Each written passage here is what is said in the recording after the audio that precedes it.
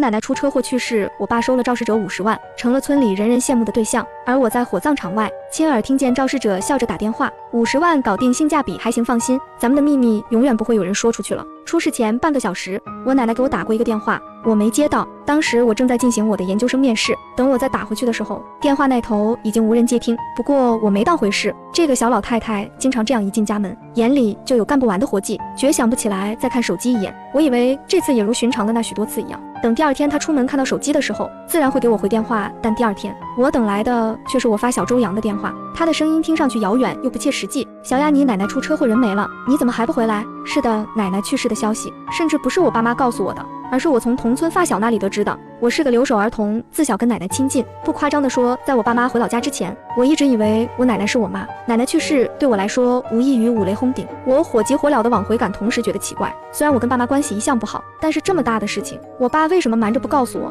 一路上我给我爸打了不下10个电话，我爸统统不接，直到我回到家里，看见院子里已经挂上了白帆，做丧事用的那种，眼前实实在在的场景，让奶奶去世这件事一下子有了真实感。我意识到奶奶是真的不在了之后，整个人瘫软在地邻居家的婶子扶起我来，说：“好孩子别难受了，你奶奶这也算喜丧。”我不可思议地望着她，我奶奶才67，是一个走路带风的胡老太太，她死了怎么能算喜丧？我气愤地望着邻家婶子，另一个街坊脸上竟然浮出了一层艳羡之色。是啊，死了还给孙子挣下这么大一笔钱，可不是喜丧吗？你奶奶真是有命过日子。于是我知道了我爸不通知我的原因，他是怕我挡了他的财路。我想起这几年我爸都是怎么对我的，他一直阻止我考研究生，他希望我赶紧毕业，赶紧工作，赶紧找个人结婚好换一笔彩礼。你不结婚不要彩礼，你弟弟拿什么结婚，拿什么付彩礼？你做姐姐的不能太自私。我不理他，他就怪我奶奶，说都是奶奶挑唆的，闺女跟我们都不亲白养了，浑然忘记当初他们把我生下来就把我扔给了我奶奶。事实上我爸妈没有亲自抚育过我一天，奶奶劝我不要跟我爸计较，他就是个混人，拿你那个笨货弟弟当个大宝贝，你别理他，咱就好好读书，将来出息了，气死他们钱的事你也别担心，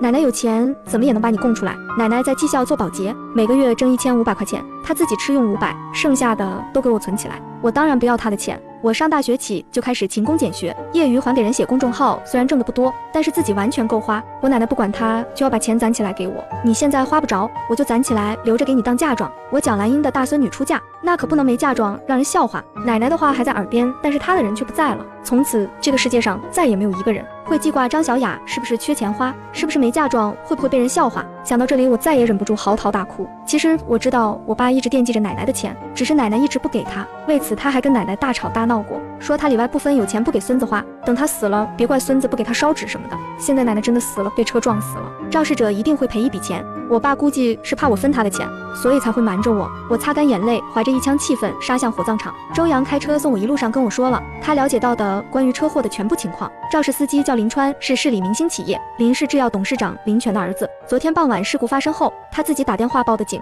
他给出的事故理由是他正常行驶，天色暗没看见马路上的我奶奶，等他看清的时候慌了神，鬼使神差的把油门当刹车踩，这才酿成大祸。因为他没有逃逸，没有酒驾，没有毒驾，事发地点在又在乡道上，交警部门认可了他的说辞，定性为交通意外。昨天晚上林家的律师上门，我爸跟人经过一番讨价还价，确定了50万的事故赔偿金，也就是昨晚50万迅速到账。我爸代表家属出具了谅解书，所以那个肇事者不会被追究任何责任。我不敢相信，周阳用沉默代替了回答。活生生的我奶奶等于一场意外加50万赔偿金。我浑身冰冷，感觉体内封印着一股火山，却不知该从哪个出口爆炸。在我进入殡仪馆前，周阳拉住我：“小雅，我知道你很气愤，但奶奶一定不希望你在这个时候跟你爸吵架。我知道他的意思，奶奶是个体面人，即使我爸在狗，我也不能在这个时候跟他计较。我得体体面面的把奶奶送走，不能让她成为村里人茶余饭后嚼舌根的谈资。我告诉自己要冷静，却在看见我爸之后，一点都冷静不下来了。一进门，我爸正对一个打扮得很体面的人点头哈腰，甚至还赔了一个笑脸。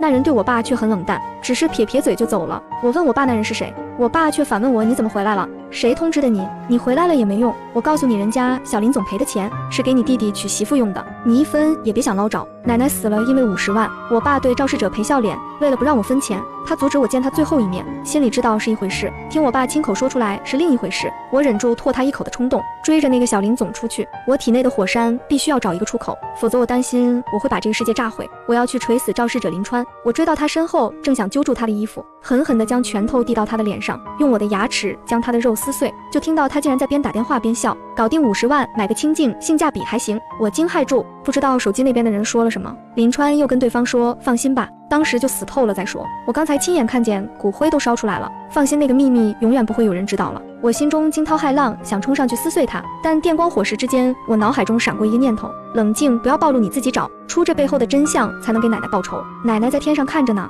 ，5月的太阳已经出具灼人的能量，但我浑身冰冷，一直等到周阳前来寻我，感受到他手心传来的温度，我才有了一点活在阳间的感觉。我回到殡仪馆，找到我爸，我告诉他奶奶的死不是意外，林川很可能是故意杀人，我们不能要他的钱，要了他的钱，奶奶就白死了。不出意外，我爸大骂我是神经病，哪来的我们？这钱跟你1毛钱关系都没有，有你什么事？我不可思议地望着他。林川有可能是故意撞死了你亲妈，你就只关心你闺女会不会分你的钱。我爸怒气冲冲，你少在胡说八道，老子告诉你，如果因为你钱没了，你给我吃不了兜着走。望着我爸那一脸阴狠和跋扈，我心里恶心透了，我就不该对这个人抱有任何期望，他既不配当人儿子，也不配当人爸爸。我转身走了，只听他在我身后叫嚣，死丫头，一天天别的本事没有，净给我触霉头。我去了交警队，找到在交警队上班的同学，同学告诉我，像这种交通事故究竟是无心肇事还是故意杀人，非常难证明。我问同学，如果我拒绝和解，能够定林川的罪吗？同学说，除非情节特别恶劣，一般交通肇事就是3年以下缓刑。林川是主动报警认错，态度良好，又积极赔偿，即使你们拒绝和解，也基本上不会影响结果。也就是说，我想通过法律渠道替我奶奶维权，基本不可能。那看来我只能想别的办法。我不想回爸妈家，所以去了我在银行工作的发小家。发小眼泪汪汪地交给我一个存折，那是奶奶出事前1个小时在他那存的，3万块钱一个定期。发小告诉我，那天是我奶奶发工资的日子，我们这种小地方为了避税，都是微信发工资或者直接现金。我奶奶没有微信，每次都是领现金，每次领了现金，她就要到我发小那个银行存起来，当天刚好够了3万块钱。她说先存一个1年的定期。我知道他为什么不敢把钱和存折拿回家，他怕带回家会被我爸翻到，所以交给我发小保管。我嚎啕大哭，那天后半夜我才睡着。天快亮了的时候，我做了个梦，梦见我奶奶跟我说，我要把我存的钱给你，钱还没给你，我先走了。我孙女结婚没嫁妆咋办？梦里我奶奶急得眼泪都出来了，哭着醒来，鬼使神差的，我去了我奶奶出事的那条村公路，一切都是天意。就是在那条公路边上，我得知了一个令我震惊的消息，我奶奶出事的地方是从农村信用社回家的乡道上，站在那个用粉笔画着浅浅人性的地点，我想象着我奶奶出事前的1个小时，她在干什么，想什么。她每天下班都已经5点，要赶在6点信用社关门之前把钱存起来。她来的路上一定走得特别急，6点钟她办好了业务，离开农村信用社，钱存起来就踏实了。回去的路上，她肯定不会像来的时候那样走得那么急。想象着奶奶的模样，我就又想到不久之前我离家时跟奶奶的对话。当时她让我放心大胆的去考研究生，不要担心钱的事。她说我小老太太有钱着呢，我大孙女想读到什么时候就读到什么时候，奶奶供你呢。我告诉她我有钱不要她的钱。最后她说，你上学要是不花我的钱，那我就把钱给你存起来当嫁妆。你爸那个管生不管养的王八蛋，肯定是靠不住了，我多少得给你存点，不然人家说我们老张家嫁女儿连嫁妆都不出。你爸不嫌丢人，我嫌。我知道他根本不是怕自己丢人，他是怕我嫁人不带嫁妆，一辈子在婆家抬不起头来。现在他给我存了3万块钱，已经攒够了他想要给我的嫁妆的1半了。老太太心里指不定多得意，她走起路来想必是抬头挺胸的，脸上也一定洋溢着笑容。我奶奶蒋兰英年轻的时候是10里8村有名的美人，鹅蛋脸，驼峰鼻，樱桃嘴，笑起来嘴角上抿，眼睛弯成一朵月牙，甭提多好看了。蒋兰英这辈子吃了许多命运的苦和亏，但是她一辈子没有服过，脸上总是笑眯眯的，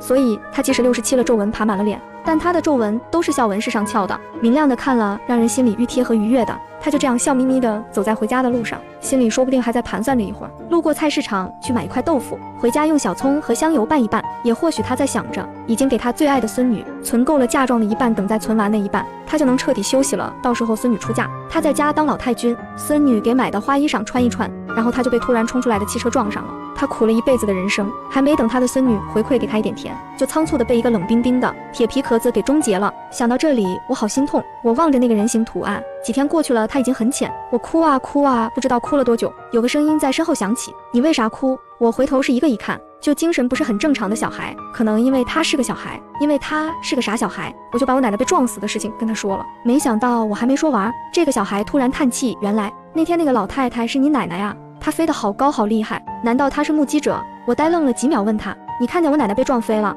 他点头还告诉我，他看见车上有2个人，除了一个男人，还有一个女人。我奶奶飞出去之后，他还看见那个女人在笑他，觉得好玩，他也跟着拍手笑来着。然后他拧着眉头问我，你为什么不笑反而哭呢？难道不好玩吗？眼前这个孩子是真的傻子，不明白死亡应该报以眼泪，但是车上的那个女子也是个傻子吗？他为什么笑？我忍着站立问他是谁开的车，记不记得那女人的样子？他说不清是谁开的车，但肯定车上是有个女人。我颤抖着报了警，很快警察来了。警察一看，目击者皱了眉头。警察告诉我，这个小孩智力有问题，是远近闻名的大傻子，他说的话根本不能采信为证据。我的心沉下去，打电话问我交警队的同学，同学一口咬定卷宗不长，他记得很清楚，卷宗上没有提到车上还有别人，事发路段并没有摄像头，没有证据证明出事的时候车上有个女人。但我就是相信这个傻孩子不会骗我，我相信冥冥中奶奶在给我指引方向，让我找到凶手。蒋兰英是个爱憎分明、嫉恶如仇的老太太，她一定等着我替她复仇。此时天降大雨，我发疯一样淋着大雨回到发小家，一路上我不断告诉自己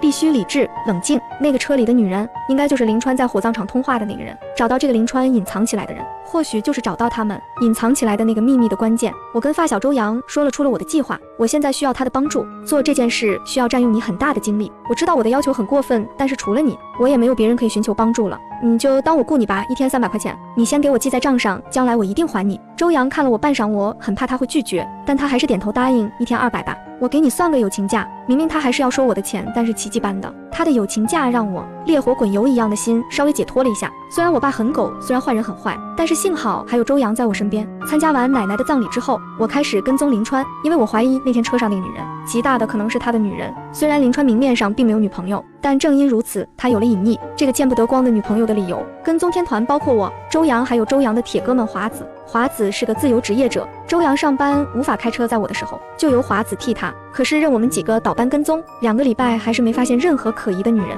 林川每天8点前出家门，如果晚上不应酬7点10分就到家了。我们没见他的车上出现过任何一个女人，只在外围调查效果不好，那我只能深入敌人内部了。很快我假装是别人家的保姆，利用买菜的机会跟林家保姆混熟了。有钱人家的秘密是很难完全瞒着保姆的，而林家这个保姆又格外多话。他告诉我林家父子都正常，但林家太太却是个大变态。在他嘴中，这个林家太太喜怒无常，规矩极大，非常挑剔讨厌。他说除了做饭打扫，他甚至不许我出保姆房，那个保姆房鸽子笼似的，在里头待着别提多憋闷了。他就是不拿我们当保姆的当人看，真是日了狗他自己又是什么玩意，还不是个只会跟半截子入土的老男人睡觉的骚浪贱。林家保姆对林家太太积怨颇深，从他的且骂且诉中，我大概了解了林家的基本情况。当家人是林泉55岁，制药厂老板5年前丧偶，林太太叫徐凡才35岁，2年前嫁给林泉，是林泉的第2任妻子。林川28岁，制药厂的继承人，未婚。徐凡与林川关系极为不睦，说势同水火都不为过。据说2人在家完全不说话，徐凡看林川不顺眼，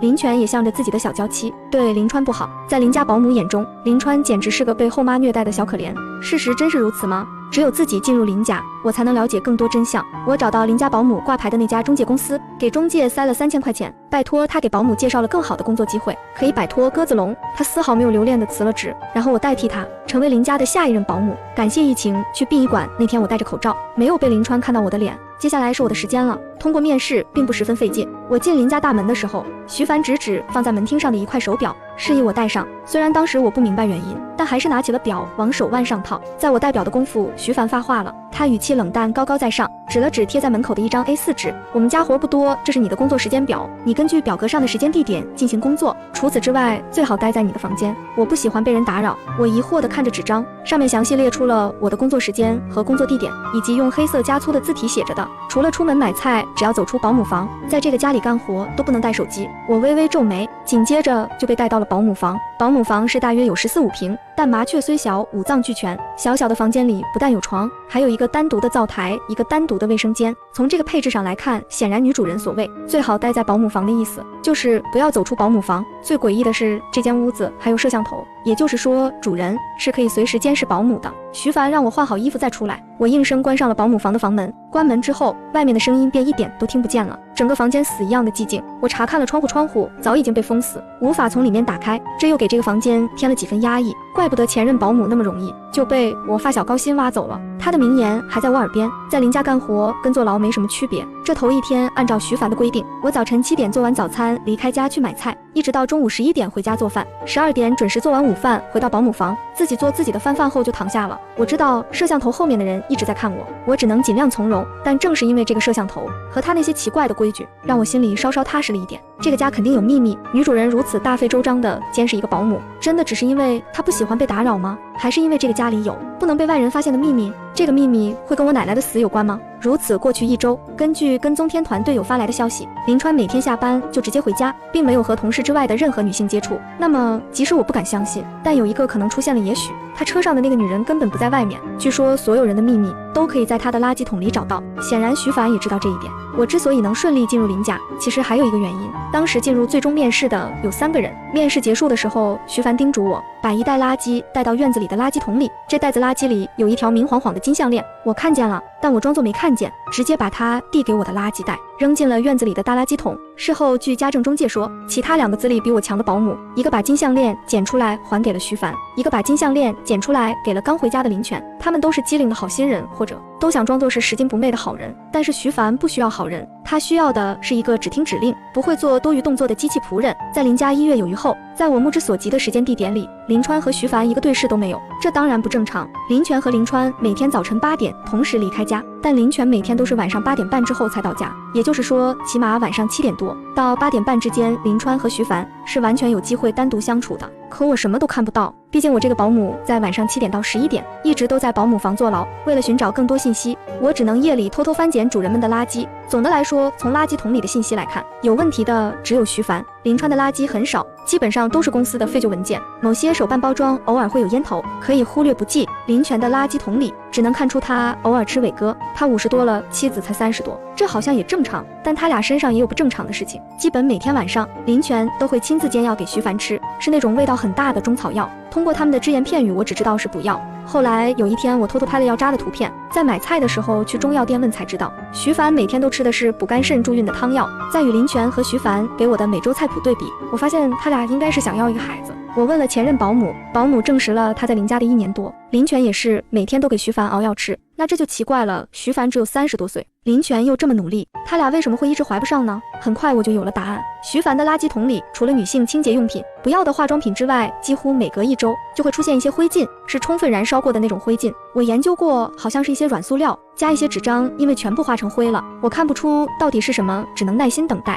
等待他自己露出破绽。与此同时，我还是跟踪天团说好，一定帮我跟住林川，万一他那边有新的信息呢？功夫不负有心人，在我进入林家的第3个月，徐凡的垃圾灰烬中出现了一个未燃尽的纸片，小指甲盖大小，硬硬的，像是烟盒或者药盒的质地，上面只有1个半字央诺。我查了半天都查不出这是什么。第2天，我去了距离林家最近的药店。第3天，拿着照片问店员有没有这种药，年轻的店员看了半天说不知道，我很沮丧。临走，一个老店员从角落里抬头叫住我，姑娘，你是要买避孕药吗？没有做好心理准备的我瞬间张口结舌，紧接着老店员拿出一盒粉色药递给我，问我是不是这个。我看着药盒上的字，复方缺诺酮片，心里明白了几分。林泉给徐凡吃助孕的中药，他并不拒绝，但同时他自己还在吃避孕药，这说明他不想怀孕，不想给林泉生孩子。为什么呢？就在此时，华子给我打电话说，昨天他跟了林川，看他进了药店，但是很快出来了，不知道买了什么。他当时没及时通知我，是因为他女朋友正在和他吵架，说是不赶紧找他就要分手。他现在安抚好了女朋友，突然想起来这件事，觉得应该跟我说。我的心蹦蹦直跳，预感到我距离真相很近了，竭力掩饰着我的情绪。我将手机里林川的照片拿给店员看，问他们昨天是不是这个男人来买这个药。年轻店员刚要点头，老店员却挡在前面问我，你问这个干什么？我深深叹口气，这人是我的老公，他在外面乱搞，可能是给小三买的避孕药。阿姨，如果他再来，您和这位小哥千万不要告诉他我来问过了，我要掌握证据，让他净身出户。2位店员同情地看着我，点头说绝对不说。走出药店，我泪如雨下。林川车上的女人应该就是徐凡，他买避孕药给徐凡，100%因为他俩在乱搞。在火葬场，我听到林川打的那个电话，放心，那个秘密永远不会有人知道了。接听方应该也是徐凡，这样一切就都能解释得通了。在那个下午，徐凡与林川这样一对见不得光的情侣，跑到荒郊野岭幽会，却不小心被我奶奶撞破了他们的什么秘密，然后他们为了隐藏那个秘密，选择撞死我奶奶。反正我奶奶只是一个农村老太太，花点钱就能搞定，但是我奶奶究竟撞破了2个人什么秘密呢？就算我奶奶不小心看到了他俩偷情，但是我奶奶又不认识他们2个，他们总不至于因为这点小事就要杀人吧？此时的我万万没想到，真相远比我想象的还要无耻。小时候看武侠剧，好人不小心知道了坏人的秘密，坏人就把好人杀了，杀人前还总喜欢说一句，只有死人会永远保密。通常情况下，死人当然会保密，但如果是鬼片情况就另说了。人死之后，妻妻要离家，按我们老家习俗要给死人点香烧纸，但当天那个香却怎么都点不着。按我们老家那边的说法，这代表死人有心愿未了，不愿意走，而且这对子孙后代非常不好。我爸没办法，骂骂咧咧的请来了我们这里有名的神婆。神婆用筷子做法，她拿着一根筷子往桌上戳，问奶奶：蒋兰英，你不肯走，是不是记挂你儿子？筷子没立住，神婆冲我们摇摇头，扶起筷子，又问是不是记挂你孙子？筷子又倒了，神婆再次摇头，扶起筷子，那你是记挂你孙女？筷子晃晃悠悠，最终还是倒了。看来奶奶的魂魄不肯走，不是这些原因。神婆仔细打量了我们几个，突然低声问：蒋兰英，你不愿意走，是不是因为你死的冤枉？我的心都提到嗓子眼了，只见那根筷子一下子就立住了。神婆皱皱眉，转头告诉我爸：你妈死的冤枉，你们拿了她买命的钱，不烫手，如果要花就会断子绝孙。我爸不信邪，抄起扫帚就要驱赶神婆。神婆当然也不愿在我家久留，念叨着不信天命必遭祸殃。而当天晚上，我弟一边打游戏一边上厕所，居然见到了我奶奶。我奶奶把她推到了粪坑里，因为扭伤了脚，她在粪坑边上煨了一宿。我爸和我妈当天睡得很沉，据说被鬼压身了。我弟哭得鬼哭狼嚎，俩人什么也没听见。第二天早起，我爸上厕所的时候，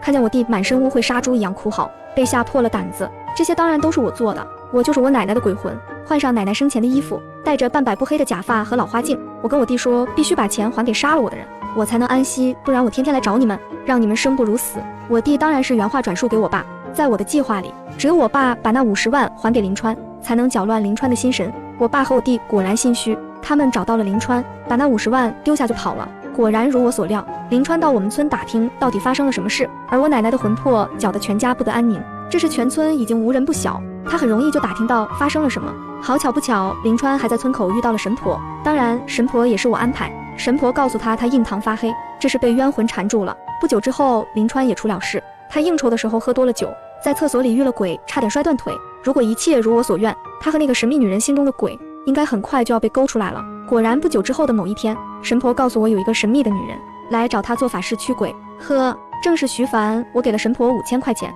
于是神婆在做法事的时候给徐凡安排了一个单独的烧纸环节。神婆告诉他，要想彻底将我奶奶送走，只能化解我奶奶的心结，人是无法在鬼面前隐藏自己秘密的，这一步只能你自己来。为了防止徐凡因为害怕而拒绝，神婆还特意告诉他，我会在外面守着，不会让他伤你，这当然也是我安排的。我在里屋的桌子底下安了窃听器，我想听听徐凡会跟我奶奶说什么。徐凡果然是认识我奶奶的，我听见他称呼我奶奶为蒋阿姨。蒋阿姨，刚才那个神婆说，人无法在鬼面前隐藏自己的秘密，看来你这个鬼当的不怎么样嘛，你竟然死了都不知道究竟是谁害了你，害你的人一直都是我呀。当时川恰好停车去买水，鬼使神差的我就看见了他相机里拍的那些照片，他竟然把我和他全都拍了下来，估计是想拿我一手吧。他还是不信任我，不相信我真的爱他，永远都不会跟他抢家产。但是那些照片让我太难受了，让我觉得好想死啊。然后我就看见了你，我一眼就把你认出来了，你还是笑得那么开心，跟从前做我家阿姨的时候一模一样。有时候我都奇怪了，你一个一穷二白的农村老太太，你有什么好乐的呀？真让人讨厌。可能就是你命中该死吧，偏偏让我在那个时候看见你。我心里突然升起了一个绝妙的想法，要是川发现他精心拍的这些照片被人提前看到了，他会怎么样？我猜他有可能会杀了你，万一他真的杀了你，我再把一切都拍下来，那我跟他不就永远都在一艘船上了吗？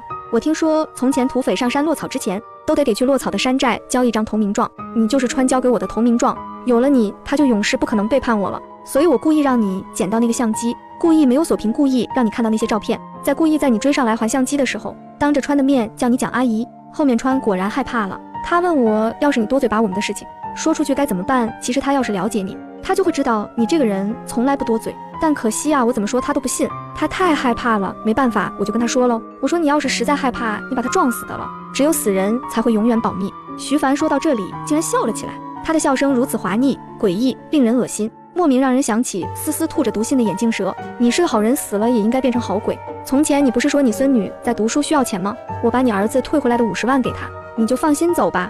你死了给你孙女挣50万，你还有什么不满意的呢？川胆小以后你千万别吓唬他了，来吓唬我吧。我这个人真的很讨厌别人不听我的话，趁我现在还能跟你好好说话，你就收了这些纸钱好好走吧。暗夜之中，徐凡的声音听起来如蜜糖般温柔，又如砒霜般恶毒。他说：“川可以杀了活着的你，我就可以为了川收拾死了的你。再不听话，小心我让你永世不得超生哦。”我听着他的笑声，泪流满面。我奶奶是被这条毒蛇害死的，我不报此仇，誓不为人。我在保姆房摄像头下久久地抄写心经，才勉强让自己冷静下来。林川和徐凡虽然看起来是如此亲密，亲密到他们可以为了隐藏这段关系杀人，但他们这段见不得光的亲密，恰好是他们之间最致命的嫌隙。为了隐藏他们之间的不伦关系，林川不惜杀人。他这么做不外乎有2个原因。他原本就与父亲林权关系不睦，从他要徐凡吃避孕药的举动来看，他勾引徐凡或许本就只是为了避免后母为父亲再生一个继承者的权宜之计。他与徐凡的关系一旦曝光，徐凡固然会被打入地狱，但林权又怎么会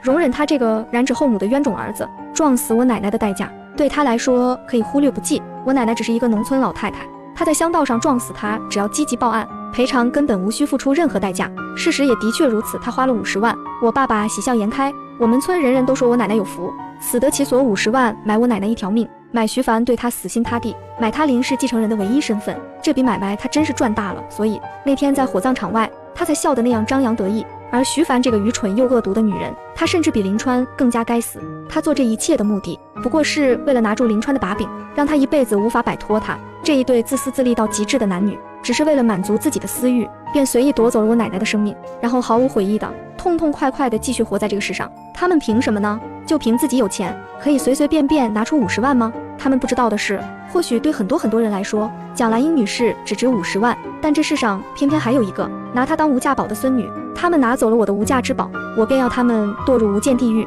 徐凡要的是爱情，那我就要他永远失去他可笑的爱情。林川要的是财富，那我就要让他再也得不到林氏的继承权。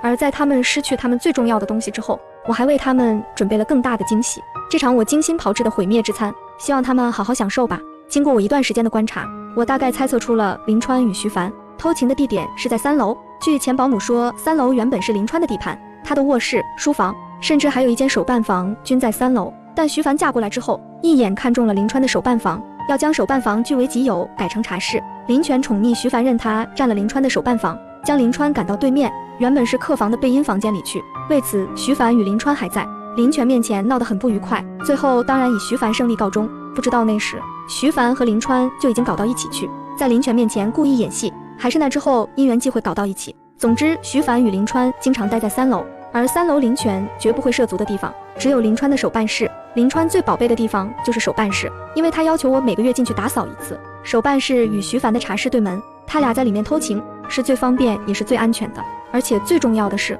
手办房里的地毯格外柔软，还有枕头、盖毯一应俱全，看得出来林川为了让徐凡舒服满意，还是很下了一番功夫的。我利用每个月打扫的那次机会，用装了窃听器的手办玩偶替换了其中一个玩偶，然后我就开始了我的计划。我再去买菜的时候，从发小那里取到了他姐姐的几根长发，姐姐是栗色长发，非常有辨识度。然后当天我向徐凡请假，卡着林川进门的点出门，不经意间将长发粘到了他的衬衫上。然后我快出门，果然在耳机里听到2人在手办房里大吵一架。徐凡质问林川头发是哪个小妖精的，甭管林川如何解释，他就是认准了他在外面有妖精，让林川把妖精交出来。2人吵到最后，林川少爷脾气上来，让徐凡尽管去查自己不伺候了，他摔门而去。徐凡发了大火，将手办噼里啪啦的砸了一堆。虽然装有窃听器的手办被放在最偏远的位置，但我还是很担心徐凡的发疯会让窃听器的秘密暴露。好在他并没有疯到要毁灭一切，当然或许是冥冥中我奶奶在天上保佑着我，最终保住了我的窃听器。第2天我回来上工，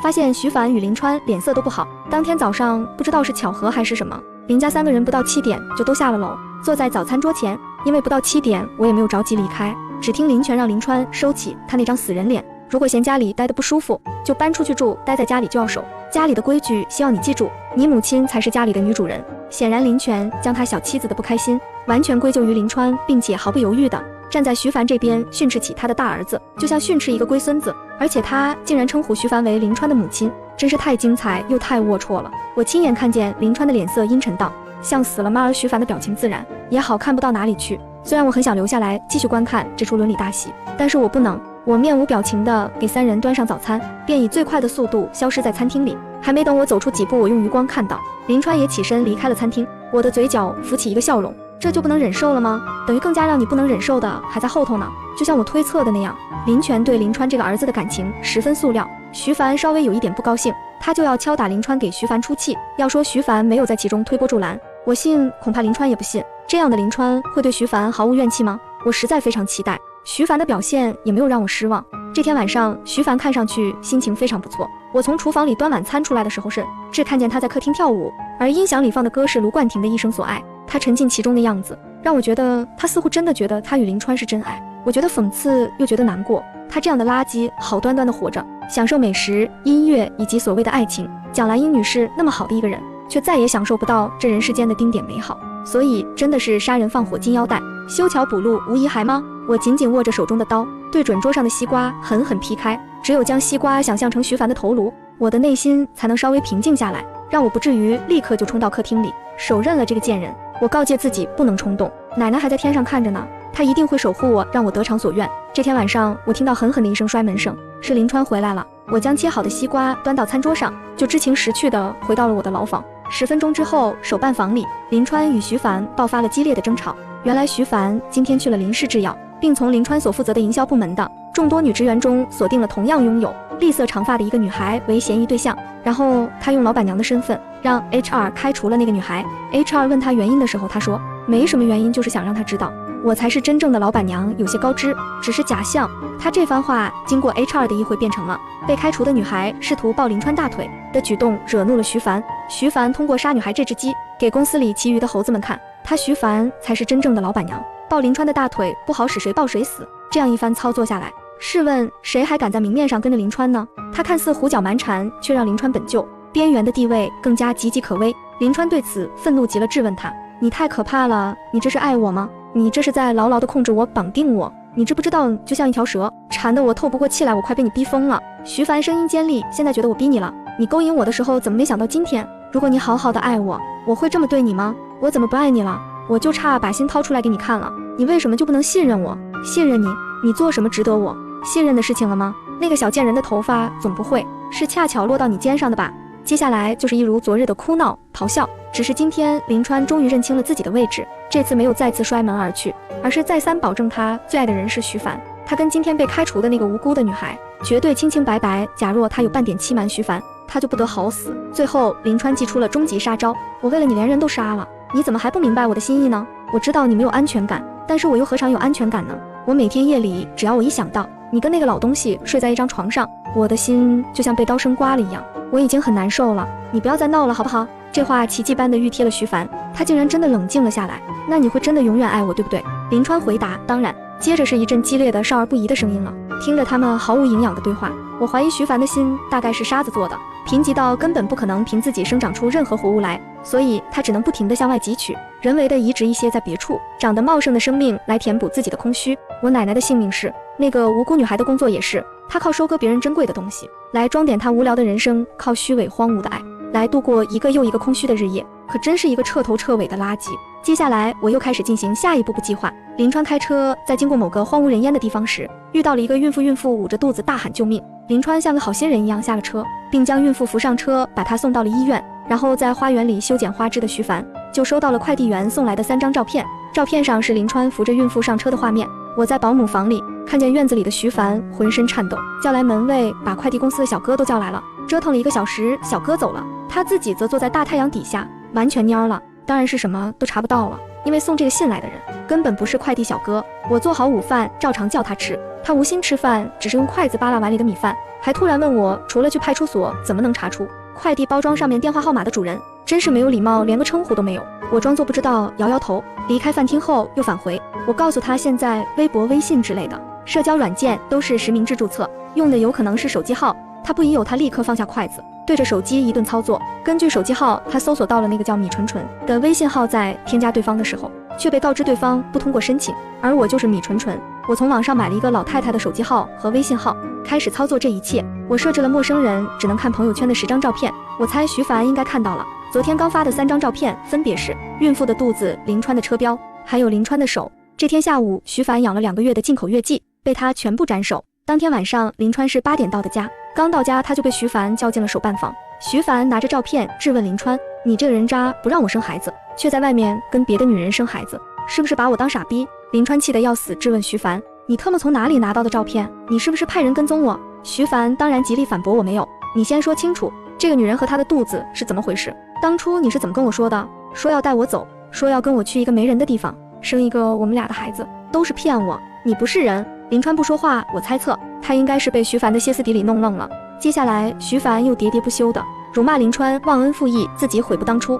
而林川一直沉默，直到徐凡骂够了不说话了，林川才冷冷地说，这个孕妇就是我在路上偶然遇到的，你不信拉倒你，既然找人跟踪我，那就是不信任我了，我再怎么解释也没用，我先回房间了。徐凡尖叫着你不许走，不跟我说清楚你敢走，然后我就听到了人撞在什么东西上的声音，还伴随着徐凡的嘶吼，林川你敢打我。应该是林川将徐凡推倒了。原本这场戏已经演到高潮，可就在此时，林泉的车灯照进院子里，他居然提前回家了，两人无法再对峙，不欢而散。很好很好，我抄写着心经，心里越来越沉静。这之后的几天，林川晚上要么和林泉一起回家，要么干脆不回家，显然他在躲着徐凡。而徐凡则通过监视那个米纯纯的朋友圈，又看到了奶瓶等进口婴童用品购物小票。我给配的文字是爸爸有心了，希望儿子像你一样体贴。此后半个月，徐凡每天都找机会在车库等林川，林川就是躲。后来徐凡不再等林川，而是专挑林川在家的时候跟林泉亲热，他娇滴滴地缠着林泉，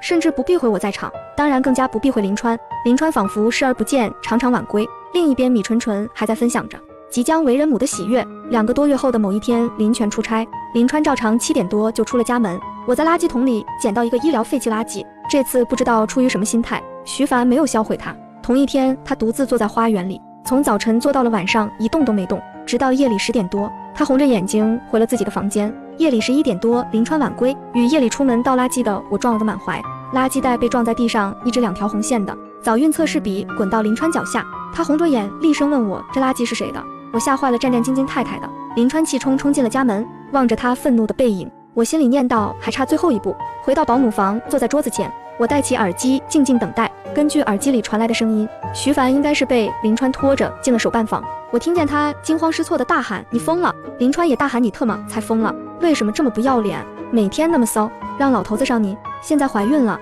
你满意了？徐凡辩解说这是意外，我一直在吃避孕药，我每天都在吃。川你相信我，我真的不想怀孕。林川根本不相信他的话，还打了他一耳光。意外？你觉得我会信你的鬼话吗？怎么从前一次都他妈的没有过意外？我刚他妈的刚撞死人你就意外了？你是不是觉得你掌握了我杀人的把柄？我就不敢把你跟我乱搞的事情告诉爸爸，所以故意生个孩子出来，想继承老头的家产。徐凡嚎啕大哭，我没有，你怎么会这么想我？我跟你爸爸亲热，只是想让你嫉妒，我爱你呀，我怎么可能给你爸爸生孩子？你为什么不愿意相信我？林川冷笑闭嘴，你一个勾引老头睡觉的贱货，配提这个字吗？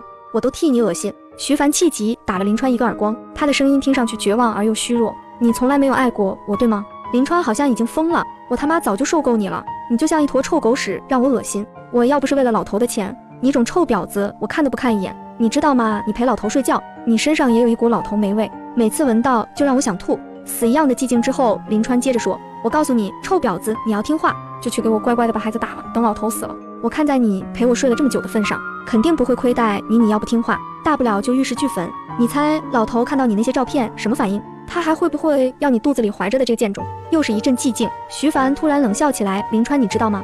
你撞死蒋阿姨的时候啊，我在偷偷的录像呢。手办房里的铁架子倒了一片，还伴随着林川的怒吼贱人。徐凡似乎被林川掐住了脖子，他的声音听上去断断续续，有气无力。你去给你爸爸看照片呀，大不了就玉石俱焚吗？到时候我不过被扫地出门，没了你爸爸，我还能继续去睡别的老头你呢？你就只能去吃牢饭了。林川，你完了，我早就告诉过你，招惹了我就不要辜负我，我会让你永远都后悔你今天说过的话。再然后我听见徐凡的气息一点一点的变弱，终于耳机里的世界一片寂静。过了好长一段时间，我才听到一阵慌不择路的脚步声，林川跑了，世界重归寂静，而我的心经也终于抄完了最后一笔。我躺在床上睡了多日以来最安稳的一觉，一直到4点钟，我像往常一样走出保姆房，去厨房做饭。做完饭之后，我又重新回到了保姆房。上午8点钟，林泉回家，在3楼的手办房里发现了徐凡的尸体，报了警。警察把我带回去做笔录，问我有没有听到呼救。我摇头，告诉警察主人规定的11点出来收拾卫生，12点回到保姆房，有什么声音都不可以出来。警察打电话问了中介所，问了前几个保姆，确定了我说的都是实话，把我放了。走出派出所，我长舒一口气，徐凡确实没有说谎，他确实一直都在吃避孕药，只不过他吃的都是被我替换了的，长得和避孕药一模一样的维生素。后来警察在搜证中既发现了林川与徐凡的不雅照，也发现了徐凡拍下来的林川故意撞死我奶奶的对话与视频。24小时之后，潜逃的林川被抓捕归案，林川将以故意杀害我奶奶与徐凡的罪名被提起公诉，等待他的将是法律的制裁。我终于替奶奶报了仇。林家出了这种大事，林泉直接搬出了那个别墅，因为是凶宅，也没人敢买，估计以后也就荒废了。1个月后，我离开家去念研究生。其实，在我奶奶77的时候，我就收到了录取通知。临走之前，我去奶奶坟前磕头，告诉她坏人伏法了。现在我要继续去替她念书报仇了。从今以后，我一定会好好活着。我知道奶奶在天上看着我呢。